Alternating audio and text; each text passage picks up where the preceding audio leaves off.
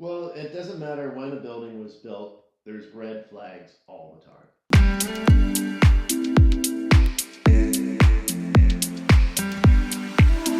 My name is Ian Roslow, this is Life in Vancouver, and this is another episode of the Real Estate Rolodex. Today we are going to talk about condos in Vancouver. This is, Mark Hammer. Colton Clark. we are all with EXP, and here we go. So, as a first-time buyer, or maybe someone who's just a little more novice, and I want to buy a condo, and I see something that is big, it's got a great patio, it's built in the 70s, it looks nice, it's had a nice reno. Is there red flags I got to worry about? Well, it doesn't matter when a building was built, there's red flags all the time. So that's why when you're a first-time buyer or a second-time buyer, having a knowledgeable realtor that knows about buildings and what to look for is very important. Okay, what about all right, so what about a brand new building?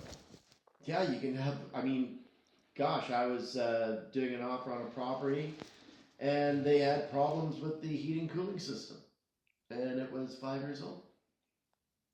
Okay. Big lawsuit. So yeah, there's problems with everything.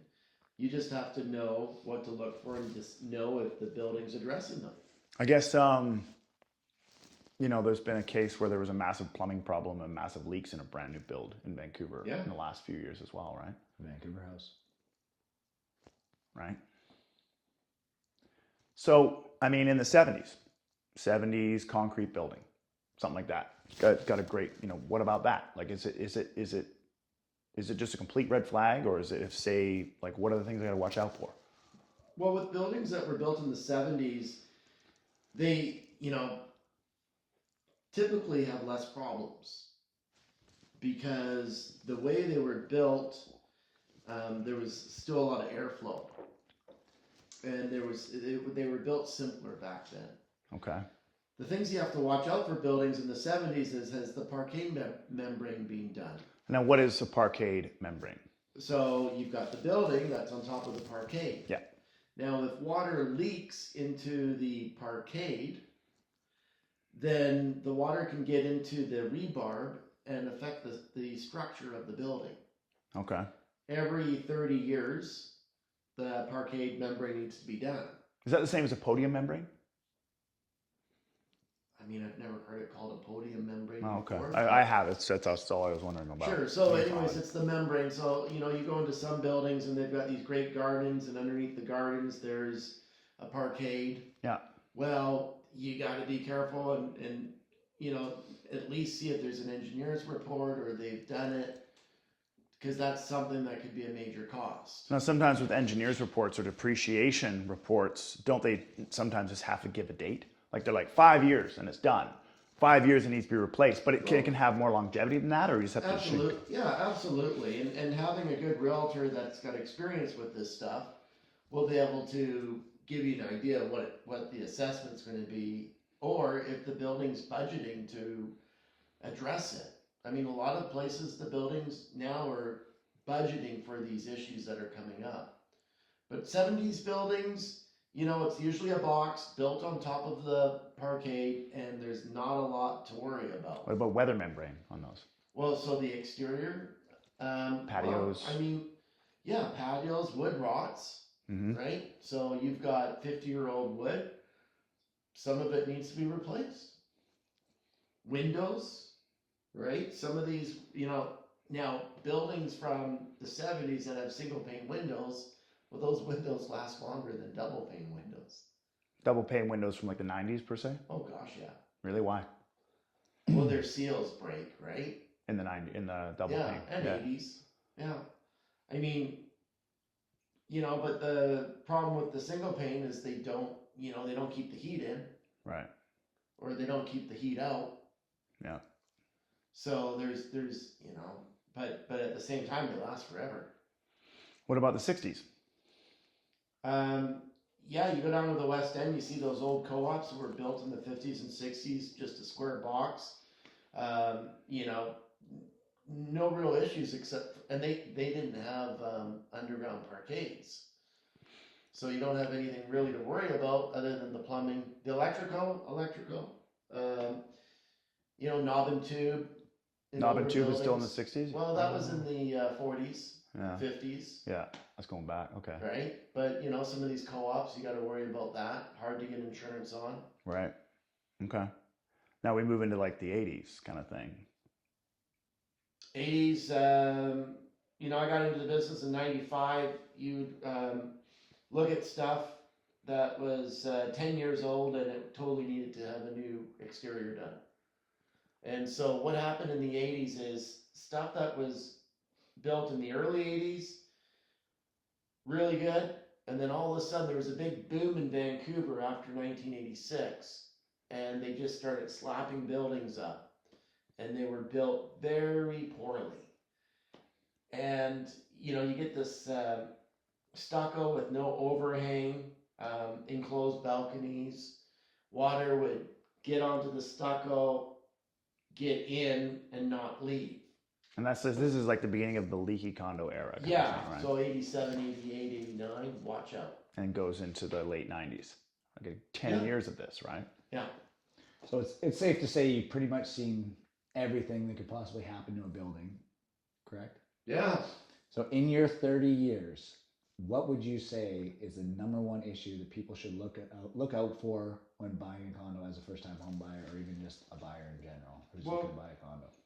What I look for is a proactive strata, and that they're, addressing these issues. You could have a building that was built in the best period of time, but if they didn't upkeep their maintenance, all of a sudden they're going to have issues. Yeah.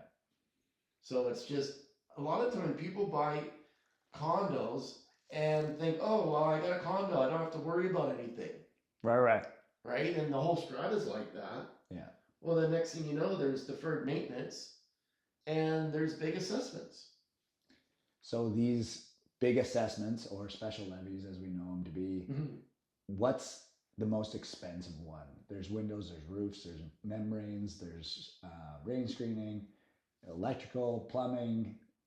What do you think is there's always going to be something that has to come up over time, but if you were to look at, say, all the work is done, but there's one that's there and it's the most expensive one. The biggest red flag kind of thing. Well, I mean, I would say, I've seen it where it's where the membrane has, like, the whole exterior has to be done, windows, balconies. Yeah. And then they're looking at it, they're doing the roof and then the membrane, right? And it's just like, holy moly, And what can that cost? Like upwards of the highest you've seen it? Because in my grandma's building, she had to redo the whole outside, and it was $75,000. It was 100 or over 200 units in the strata, and it was around $75,000 per unit.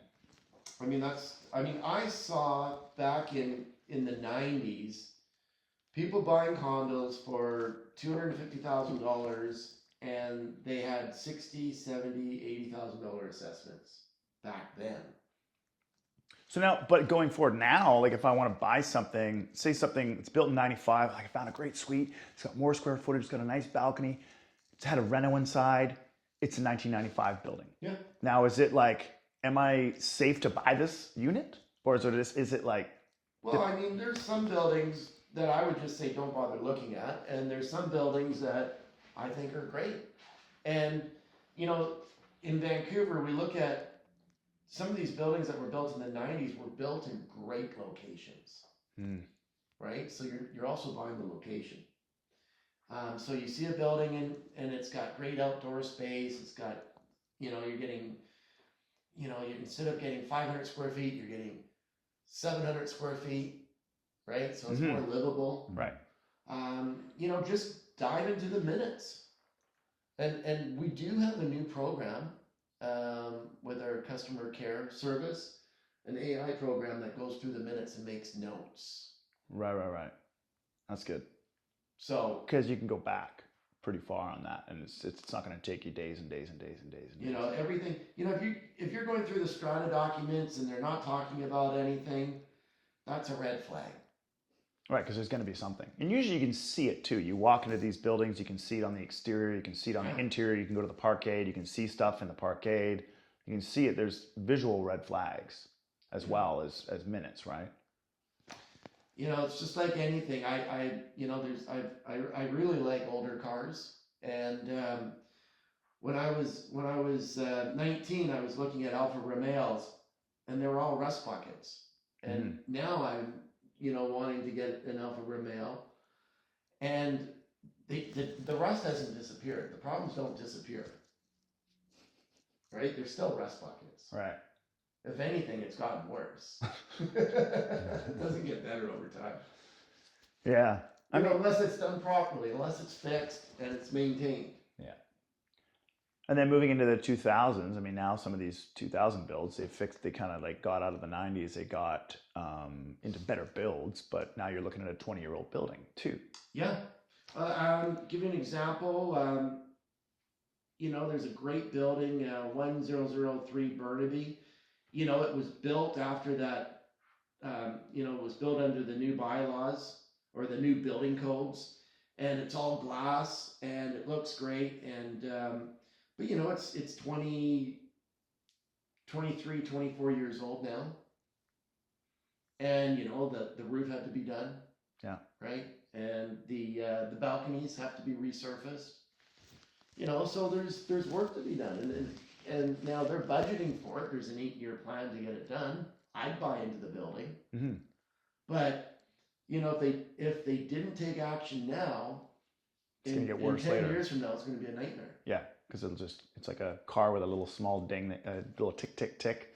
Yeah. But you don't take care of that tick tick tick, it becomes a clunk clunk clunk, and then it just My favorite, boom, boom. my favorite period is say 2002 to 2015. Now, why 215? Like, why? What happened after that? Well, I think the land cost was reasonable for builders, and there was I think the quality was really good. As soon as land costs shot up, I think builders had to, in order to make a profit, had to watch what they were doing. Right. I'm not saying they were cutting costs, but you get into smaller units too. After 2015, they start shrinking down as well. Smaller units. Yeah. I mean, they were more creative in their spaces as well, more open spacing and smaller, less hallway. You know what I mean? Some of these other builds, you have like a hallway or weights of square footage there and whatnot. And I guess, going in and buying something that may have problems, say if there's something in the minutes that they have, this big thing coming up, is that a problem with financing? Yeah. Can't get financing for it? No. Yeah. But then if there's maybe a problem that's going to come up, it's not in the minutes yet, you can still get financing. But is it worth it? Like you get it for the right price, and you go, okay, I'm getting this place for $530,000, but I might be spending $50,000 in it. So now I'm thinking I get this place for $580, but I'm approved for this $530. And then the Strata, what's the Strata going to do? They're not going to make me pay $50,000 outright, are they? Or I get billed kind of periodically? Well, I mean, it depends. I mean, how they want to handle it, how they want to raise the money. I mean, sometimes you'll get lots of notice on an assessment. Yeah. But what I'm seeing these days is increasing maintenance fees. Yeah, I've seen some high ones. Yeah, and so they're putting money aside for their projects. Mm-hmm. But yeah, getting hit with this, like, I'm not getting the calls like I used to, where like, oh, Mark, I'm getting hit with a $50,000 assessment. What do I do? Do I sell the place? I don't get those calls that much anymore. But the thing is if you get hit with a $50,000 assessment, it's hard to sell the place because people can't get financing for it. Yeah. So you're gonna be selling it at a serious discount. You're almost better off paying that $50,000 and then selling it after. Absolutely. But yeah, I think everything's in the minutes. Get a good building inspector. Yeah. I mean, I love using Wayne Dion Pillar to Post. Been using them for a long time. And an inspector that's not scared to fail a place. What about going into an inspection on a condo and saying, whether it's in the contract or what, but be like, we need the keys to the roof, we need the keys to the boiler room, because sometimes you just don't get access to that kind of stuff. Yeah, it's great. I mean, if you can get access to the roof and the boiler room. I mean, a lot of buildings aren't going to let you do that these days. I mean, if there's an engineer report that's, you know, within a couple years old, then you should be okay. But, you know, I've been at an inspection, one of my listings, and they needed access to the boiler room, and we go down to the boiler room, and it's leaking all over like just water everywhere, and I'm just like, oh my gosh. I didn't know this. Buy it. They bought the place. Did they? Yeah. Well, at least they're aware though, because they're like, okay, this could be a price tag, but it's still worth it. Yeah. There's tools in place, you know, that you're not going to buy a leaky condo these days. Right? Like engineer reports, depreciation reports, inspectors, strata documents. Now, sometimes strata, they don't always talk about their problems. And that's why having a realtor that, you know, or working with a realtor that works with a team that sold a lot of condos all over the place, you'll be able to say, okay, well, you know, this building doesn't have a great reputation. Right. And that's the thing too, is some people look at the strata, it's like, oh, it's a really low strata, which I see if there's no amenities and stuff, there's a reason for a low strata. But if the strata is too low, then it's a clear sign they don't have a good contingency fund, or they don't have, you know, they're not taking care of things. It depends on their facilities and, you know, if there's caretakers and all this stuff, you know, and there's a lot of factors, right, with strata fees. But I'm, you know, always got to look at if there's enough money from the maintenance fees going towards being set aside. Colton, I mean, when you got into real estate now, it's 5 years. Yeah. And you would always ask me, what do you think of this building? What do you think of that building? And what did I say sometimes? Well, if you knew the building, you would say that one's shit. Stay away from it. Or it's okay. You've said it, that building's always under repair. There's a lot of different things about it. Or it's a good building. You know, you kind of either give me a thumbs up, thumbs down. Yeah. Yeah. Especially in the Vancouver area. Yeah. And once you've seen a bad building, now you know what to look for, right? Yeah. Yeah, for sure. Here's kind of a clickbaitable question for the crowd. We can cut out that part, but for a first-time home buyer, what is the best year for them to buy, if any, or span of years for them to buy? Well, I mean, I like that 2000 and, you know, anything when they changed the building codes, and that was in 1999, but still there's some buildings in 2000 that might have the old building codes. Is anything after 2000, I really like. I also really like stuff in the 70s. Okay, why? As long as it's been, there's Well, certain things. yeah, So. I mean, you could have, I mean, that old wood exterior and the old windows and the old balconies and the old roofs would need to be at some point. And I guess it's different if it's 70s wood construction or 70s concrete too, well, right? Concrete too. You got to seal the concrete, right? So Yeah. you just need maintenance, right? But some buildings, I mean, I don't want to mention any buildings, but I drive by and I'm just like, geez, I can't believe they haven't torn that down yet. And that's the thing too but that's the thing too is so you have some of these buildings that are older buildings. Maybe people have been there for a long time. They don't want to raise strata. They don't want to take care of everything because they're maybe looking for like a roundup. They all want to sell together to a developer, and that's kind of you know, what about buying into something like that? No. But it's like what if you buy into something like that and then you end up getting a roundup like 2 or 3 years later, and then you get more. But you can't count on that. Yeah. I mean, as we've seen, because building costs have gone up so much. Yeah. And the interest rates are so high, developers aren't buying right now. And there's a good example of a townhouse site in a great location, and it needs work.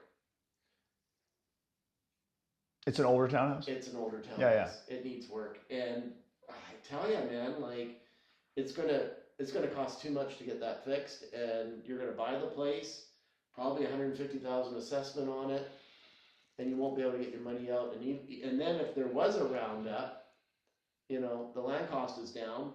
Even in 5 years from now, it's not going to be worth it. Right. And you mentioned something in a chat we were doing before is that, there's not as much building going on right now. Like developers are kind of holding back. So in 5 years, we may have quite like a significant shortage Yeah. in completions kind of thing. Mm-hmm. Yeah. So that would kind of drive the cost of real estate At up. some point. Yeah. I mean, prices always go up. Over the long term, prices go up. Yeah. I mean, you have like kind of, dips here and there Yeah. and whatnot. Like in the last year or two, we've definitely seen some softening in the last year. Just touching quickly, EFIS, because that's the 88, kind of 86, 87, 88. EFIS is what they were using. Can you just kind of go over that quickly? Okay, so EFIS, concrete buildings, there's buildings down, especially Yellowtown, when they were building in Yellowtown back in the early 90s, even up until the late 90s. EFIS is a stucco exterior. Yeah. And so on a concrete building, it's concrete, but they've got a stucco exterior. And if that stucco exterior gets a crack in it and it's not maintained, so they have to do what they call caulking on the building. And if that caulking isn't done on a regular basis and that caulking dries up, and that's between each material, yeah, there's a caulking there. Yeah. If that dries up and water gets in, that EFIS is like a sponge. And the problem with that is when water gets into the EFIS, you've got concrete, but inside the concrete's rebar. Yeah. And if the rebar rusts, then you've got a structural issue with the building. And so you can get leaky condos that are concrete buildings. And so you really want to now EFIS. And so you don't just have a leaky condo. Now you have the rebar rusted, so you have it's become even worse. Issue. That's a really big problem. Yeah, and that's why EFIS, it can be fine as long as you keep an eye on it, you keep it maintained. Yeah. Now with balconies too, I mean, you can have concrete balconies, and if the weather's getting at them, and and different sides of the building get more weather, but if they're weathered and they're not being sealed, you can get problems. And now you've got to redo balconies. And I'm seeing that with concrete buildings. Huh. All right. Well, I mean, wrapping this up, I mean, like I said, just find yourself a well-versed realtor, a good realtor, a well-versed realtor, someone who's not necessarily going to just try and make a sale, but has your best interest. Yeah, because when we are showing people real estate, we're doing so.